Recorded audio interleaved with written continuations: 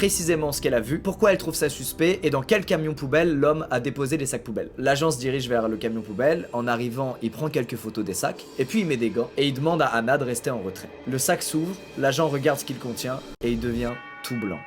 Il fait 3 pas en arrière, et il dit « Merde,